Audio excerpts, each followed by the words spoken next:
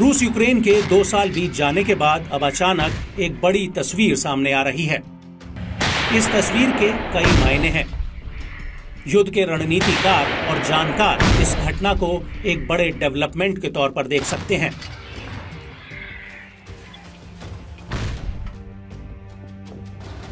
वजह यह है कि यूक्रेन की राजधानी कीव में अचानक अमेरिकी विदेश मंत्री एंटनी ब्लिंकन किसी खास मकसद और खास संदेश के साथ यूक्रेन के राष्ट्रपति ज़ेलेंस्की से मिलने पहुंचे।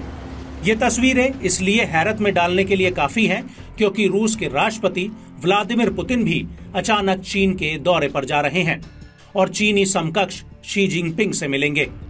जाहिर तौर पर ये मुलाकातें एक नई महाभारत की पटकथा तैयार करते दिख रहे हैं। अमेरिकी मंत्री का खुल्लम खुल्ला ज़ेलेंस्की के साथ कीव में मिलना युद्ध को घातक अंजाम में पहुंचाने की तरफ देखा जा सकता है। रूस यूक्रेन युद्ध में जो मौजूदा हालात हैं, उसमें यूक्रेन पूरी तरह से बैकफुट पर है। रूस की विस्फोटक सेना के सामने यूक्रेनी सेना एक एक कर मोर्चे हारती जा रही है। यूक्रेन की सेना लगातार हथियारों की कमी से जूझ रही है। उसके सैनिकों का मनोबल गिर रहा है।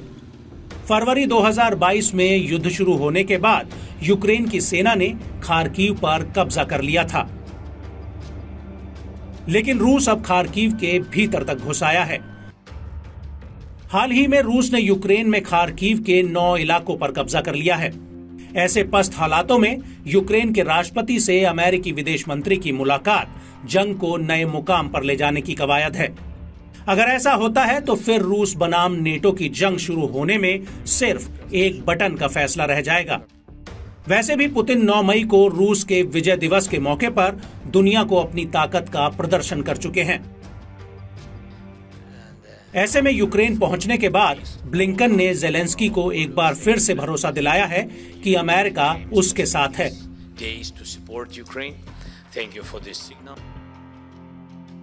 रूस के हमले के बाद से ये ब्लिंकन की चौथी यात्रा है।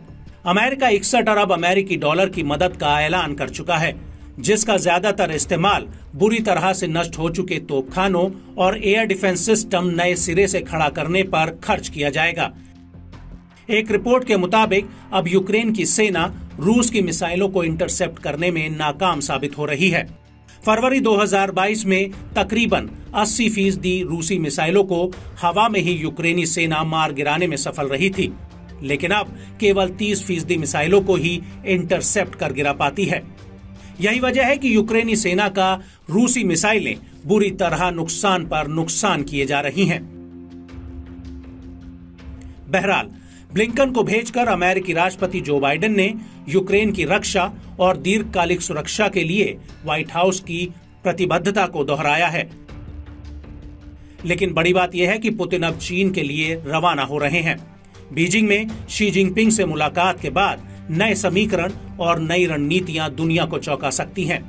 रूस के राष्ट्रपति का 5वां कार्यकाल शुरू होने के बाद पुतिन की ये पहली विदेश यात्रा होगी।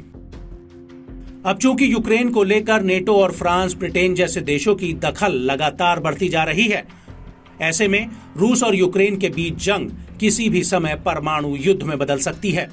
अमेरिकी और दूसरे देशों को धमकाने और रोकने के लिए रूस यूक्रेन पर परमाणु हमला कर सबको चौंका भी सकता है।